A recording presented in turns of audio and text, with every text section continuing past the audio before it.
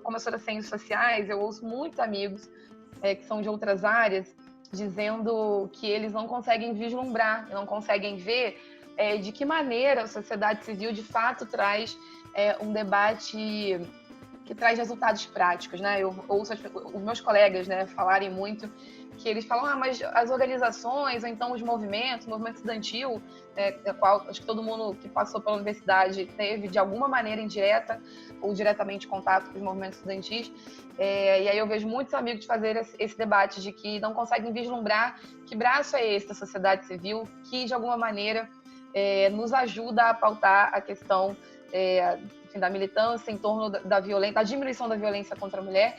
E aí eu sempre digo para eles, né, que se eles entendem que há um debate simbólico em torno da questão da violência por parte da sociedade civil, eu digo a eles que a sociedade também é uma disputa do que é simbólico. Então, a gente está disputando narrativa, a gente está disputando lugar, a gente está disputando espaço e a gente está, sobretudo, disputando a manutenção da vida das mulheres. É muito louco a gente falar isso, mas é isso, né? A gente está disputando a manutenção da vida das mulheres e a fruição das nossas potências com respeito. É basicamente isso que a gente faz nos espaços que a gente compõe. Então, a partir das minhas experiências dos movimentos de base, eu entendo que a gente traz esse braço. Então, o meu subtema ficou baseado praticamente na sobrecarga versus pandemia dessas mulheres que eu chamei de mulheres maravilhas dentro da universidade, né? Por quê? Eu vou começar dizendo 3 frasezinhas que quem me disse vai lembrar e está aqui, que ela me disse assim: poxa, professor sofre assédio de aluno, aluno é assediado por professor, a universidade e os servidores são assediados moralmente e institucionalmente. Isso é muito grave, Nayá. E eu falei, isso é muito grave e a gente tem que fazer alguma coisa a respeito. Então, antes da gente entrar, basicamente, focado na universidade, eu queria só falar um pouquinho do que a ONU e do que a BBC, numa reportagem que eu coletei, que está saindo fresquinho aí para vocês daqui a pouquinho, acredito que até agosto, setembro, num artigo científico, é que, segundo a ONU, cerca de 70% das equipes de trabalho de saúde, elas são formadas por mulheres e que também realizam a maior parte dos afazeres domésticos. Isso a gente sabe porque a gente está no mundo machista e patriarcal. A pandemia, né, causada através do coronavírus, ela pode acentuar esses defeitos da desigualdade de gênero e piorar a vida das mulheres. Isso é o que mais nos preocupa. Por quê?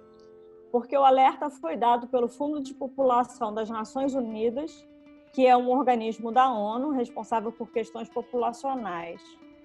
Então, segundo esse organismo da ONU, as mulheres são as mais expostas ao Covid-19. E por quê? Isso a gente também já sabe, porque elas estão na linha de frente de combate à pandemia. Então, essas 70% de mulheres que estão na equipe de trabalho de saúde do serviço social são compostas por mães, por trabalhadoras de saúde, por enfermeiras, por parteiras ou apenas por mulheres de comunidade. Então, segundo essa matéria da BBC, em outras palavras, a gente pode dizer que a pandemia do Covid-19 ela está nos forçando a lidar rapidamente com decisões muito difíceis, num contexto perturbadoramente novo. Para o ontem. Então, o fechamento escolar, por exemplo, é um fator adicional de preocupação do trabalho doméstico. Por quê?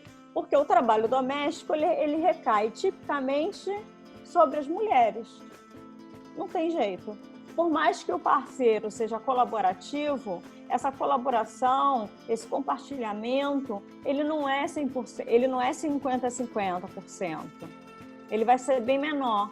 Então, os dados de pesquisa nacional por amostras de domicílios do IBGE, eles nos apontaram mais ou menos uma taxa de realização de trabalho domésticos em 2018 de mais ou menos 92% para as mulheres e 78% para os homens. Então, em média, as mulheres dedicam 21 horas para essas atividades, enquanto que os homens dedicam 10 horas, 11 horas. Isso foi publicado pelo Rodrigo Caetano, que é um jornalista de São Paulo, dia 23 de abril desse ano. Então, o que a gente não pode deixar de lembrar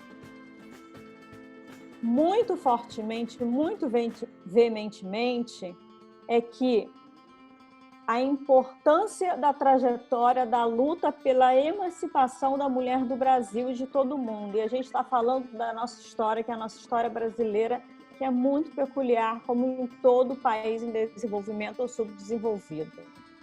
E ressaltar que o risco de aumento da violência doméstica em decorrência dessa quarentena, mas também os relativos à exposição das mulheres. Então, mulheres em tempos de pandemia, ela está intimamente ligada à luta feminista. Isso não se dissocia, nunca. Jamais de la vie. Nunca na vida isso vai se dissociar. E eu só quero terminar com uma frase da socióloga da Mônica Carvalho, que é uma professora da USP. E ela fala assim: existe um papel, vou até ler aqui, existe um papel internalizado no meio da educação e da socialização das mulheres em que elas acabam assumindo as tarefas para si. Elas foram educadas para isso e se sentem culpadas se não o fazem. Elas acabam sobrecarregadas por causa da dificuldade de impor uma divisão do trabalho que deveria ser natural, diz a professora do Departamento de Ciências Sociais da PUC de São Paulo. Minto, não era da USP, é da PUC. E essas são informações do Jornal do Estado de São Paulo, que foi postado dia 3/5 agora. Então, antes de falar sobre a universidade, eu queria só contextualizar um pouquinho sobre a mulher, para depois a gente seguir na universidade. Obrigada. Muitas vezes é complicado para as pessoas entenderem que a universidade, que é um espaço que muitas vezes o saber, o conhecimento deveriam favorecer os espaços de debate, de diálogo, de ampliação de direitos, né? Não é o que ocorre. O campus da Universidade Federal Rural, ele é o maior campus contínuo da América Latina, né? Então, a sua extensão é cerca de 4 mil hectares, alguma coisa assim. É o maior campus. Então, vocês imaginam o tamanho do que nós temos, né, lá.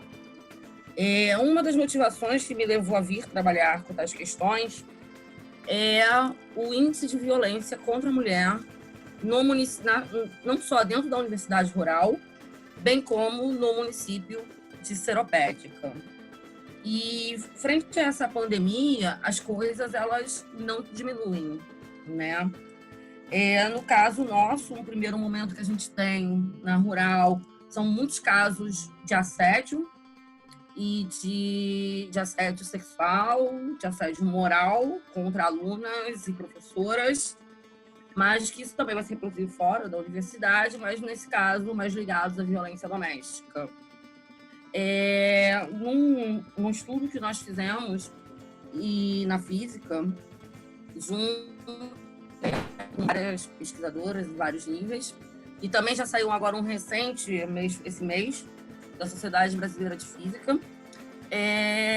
A maioria das mulheres hoje da área de exatas, e principalmente do curso de física, que é o nosso campo, elas abandonam a universidade por conta do assédio sexual.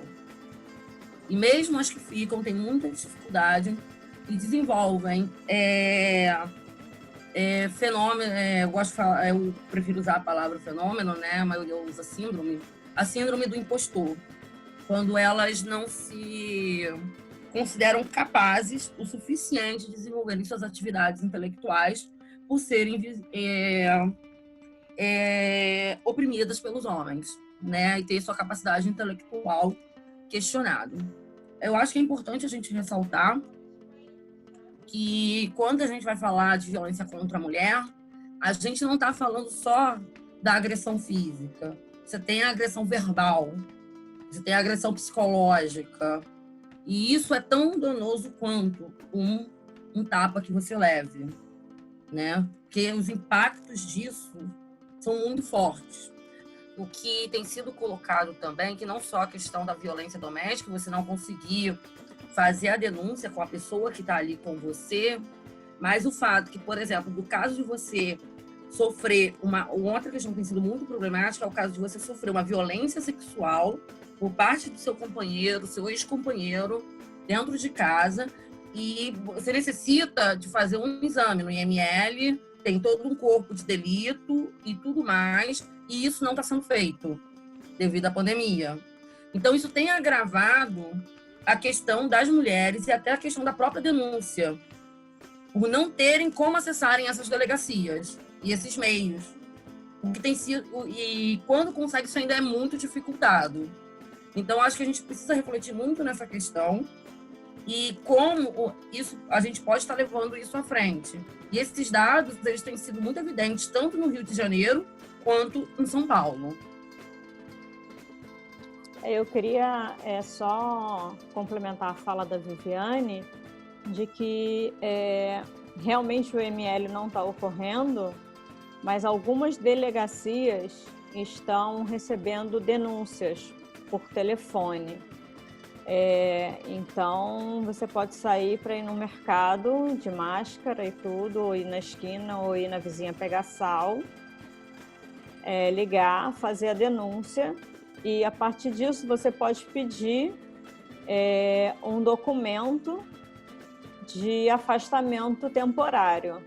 E aí ele é obrigado a fazer, né? E aí, se ele descumprir esse documento, ele é preso na hora. Eu ia começar comentando aqui, acho que alguém colocou a Fabiane, a professora Fabiane, da Magazine Luiza, né, que tem feito a campanha do Meta Colher, alguma coisa nesse sentido. Eu vi algumas outras companheiras de alguns movimentos falando que tem um problema ali na questão do Magazine Luiza, que tem um aplicativo, você tenta fazer uma compra, mas quando você clica que precisa de ajuda, ele direciona uma chamada para o 180. E que é um problema, né? Porque as mulheres estão em casa, então elas não conseguem falar pelo telefone e fazer uma denúncia. Isso era o que enfim, uma das coisas que eu queria pontuar nessa segunda rodada, que é também, mais uma vez, porque a importância das redes e da organização de base no momento de pandemia. Os serviços não estão funcionando, né, da maneira que, enfim, que eles prestam serviço. Então, por um exemplo, uma mulher que precisa de acolhimento ou uma mulher que precisa se movimentar pela cidade ou, enfim, ir para um outro lugar, existe uma dificuldade muito maior nesse momento, que é a diminuição da frota de ônibus.